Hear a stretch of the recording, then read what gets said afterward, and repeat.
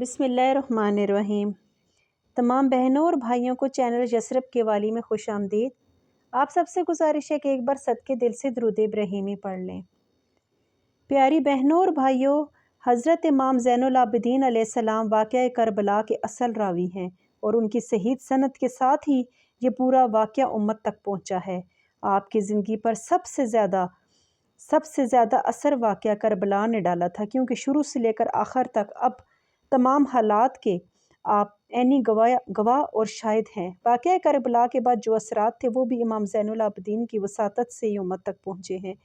ابن کثیر لکھتے ہیں کہ ایک شخص نے امام زین العابدین سے کہا کہ آپ ہمیشہ غمزدہ رہتے ہیں، کبھی آپ کی آنسو آپ کی آنکھوں سے خشک نہیں ہوئے؟ تو انہوں نے جواب دیا کہ حضرت یعقوب علیہ السلام کے بیٹے جب حضرت یوسف علیہ السلام گم ہو گئے تھے تو ان کی جدائی میں ان کی آنکھیں رو رو کر سفید ہو گئی تھیں۔ میں نے تو اپنی آنکھوں کے سامنے اپنے گھر کے افراد کو ذبح ہوتے دیکھا ہے، میں کیسے غمزدہ نہ ہوں؟ اس غم کی وجہ سے میرا دل ٹکڑے ٹکڑے ہو گیا ہے۔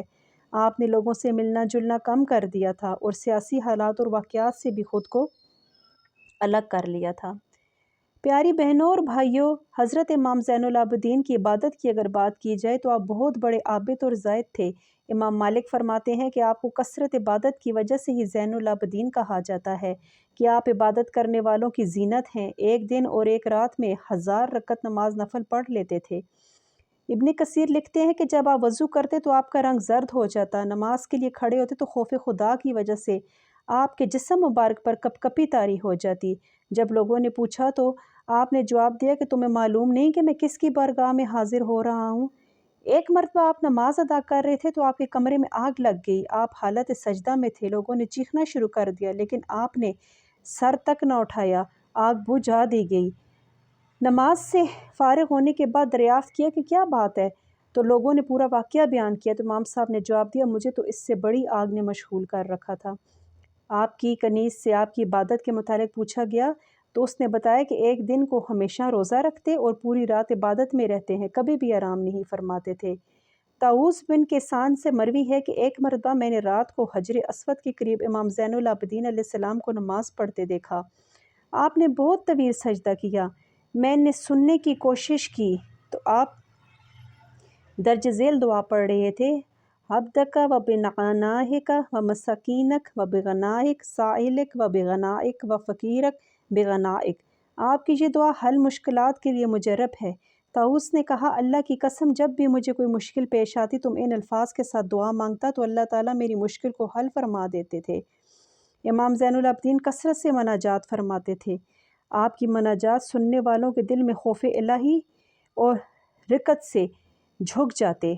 شیخ الاسلام ڈاکٹر محمد طاہر القادری نے مناجات امام زین العابدین کے عنوان سے چند آپ کی مناجات کو کتابی شکل میں جمع کیا ہے، جس میں سے چند ذیل میں بتانے جا رہی ہوں جو رمضان مبارک کے آخری عشرہ میں ہماری بخشش و رحمت کا ذریعہ بن سکتے ہیں۔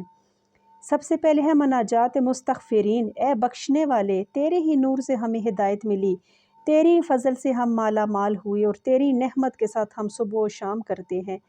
ہمارے گناہ تیرے سامنے ہیں، اے اللہ ہم تجھ سے ان کی بخشش چاہتے ہیں اور تیرے حضور توبہ کرتے ہیں۔ تو نعمتوں کے ذریعے ہم سے محبت کرتا ہے اور اس کے مقابل ہم تیری نافرمانی اور گناہ کرتے ہیں۔ تیری بھلائی ہماری طرف آ رہی ہے اور ہماری برائی تیری طرف جا رہی ہے۔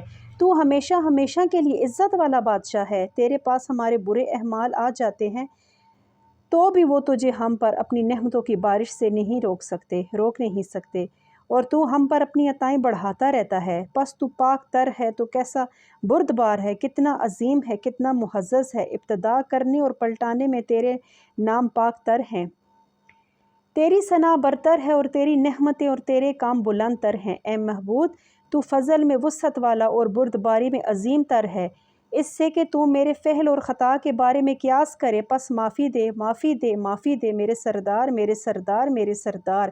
اے اللہ ہمیں اپنے ذکر میں مشغول رکھ اور اپنی ناراضگی سے پناہ دے، آمین۔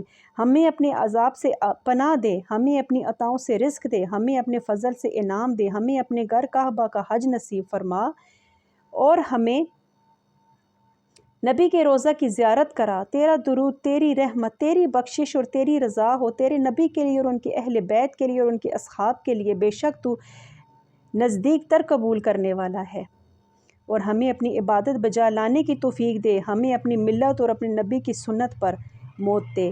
میرے محبوب، تیرا فضل وسیع تر ہے اور تیری بردباری عظیم تر ہے اس سے کہ تو مجھے میرے عمل کے ساتھ تو لے یا میرے گناہ کے باعث مجھے گرا دے، اور میرے آقا میں کیا اور میری اوقات کیا، مجھے اپنے فضل سے بخش دے۔ میرے سردار اور اپنے عفو کے صدقے مجھے اپنے پردے میں لے لے، اور اپنے خاص کرم سے مجھے سرزنش سے معاف کر دے، اے راہ سلوک پر چلنے والوں میں سے سب سے بہترین۔ اب بات آتی ہے مناجات المستغیثین۔ میرے اللہ اور میرے آقا، تیری عزت و جلال کی قسم، اگر تو نے میرے گناہوں کی باز پرس کرے گا تو میں تیرے عفو کی خواہش کروں گا، اگر تو نے میری پستی پر پوچھ گچھ کی تو میں تیری مہربانی کی تمنا کروں گا، اور اگر تو مجھے دوزخ میں ڈالے گا تو میں وہاں کے لوگوں کو بتاؤں گا کہ میں تجھ سے محبت کرتا رہا ہوں۔ میرے محبوب، میرے سردار، اگر تو نے اپنے پیاروں اور فرما برداروں کے سوا کسی کو معافی نہ دی تو گناہ گار لوگ کس سے فریاد کر سکیں گے، اور اگر تو صرف اپنے وفاداروں کو عزت عطا فرمائے گا تو پھر خطا لوگ کس سے داد خواہ ہوں گے، عزت کے داد خواہ ہوں گے۔ میرے معبود، اگر تو مجھے جہنم میں ڈالے گا تو اس میں تیرے دشمنوں ہی کو خوشی ہوگی، اور اگر تو مجھے جنت میں داخل کیا تو اس میں تیرے نبی کو مسرت ہوگی، اور قسم بخدا کہ میں یہ جانتا ہوں کہ تجھے اپنے دشمن کی خوشی کی نسبت اپنے نبی کی خوشی منظور ہے۔ اے اللہ، میں سوالی ہوں تجھ سے کہ میرے دل کو اپنی محبت سے، اپنے رحب سے، اپنی کتاب کی تصدیق سے بھر دے، نیز میرے دل کو ایمان، خوف اور شوق سے پر کر دے۔ اے بزرگی اور عزت کے مالک، میرے لیے اپنی حضوری محبوب بنا اور مجھ سے ملاقات کو محبوب رکھ، اور میرے لیے اپنی ملاقات کو خوشی، کشادگی اور فخر و عزت کا ذریعہ بنا۔ اے معبود، مجھے گزرے ہوئے نیک لوگوں سے ملحق فرما دے اور موجودہ نیک لوگوں میں شامل کر دے۔ میرے لیے نیکوکاروں کا رستہ مقرر کر دے، اور میرے نفس کے بارے میں میری مدد کر، جیسے تو اپنے نیک بندوں کی ان کے نفسوں پر مدد فرماتا ہے۔ میرے عمل کا انجام خیر کے ساتھ کر، اور اپنی رحمت سے اور اس کے ثواب میں مجھے جنت عطا فرما، اور جو نیک عمل تو نے مجھے عطا کیا ہے اس پر مجھ کو ثابت قدم رکھ، اے پالنے والے، اور جس برائی سے مجھے نکالا ہے اس کی طرف نہ پلٹا، اے جہانوں کے پروردگار۔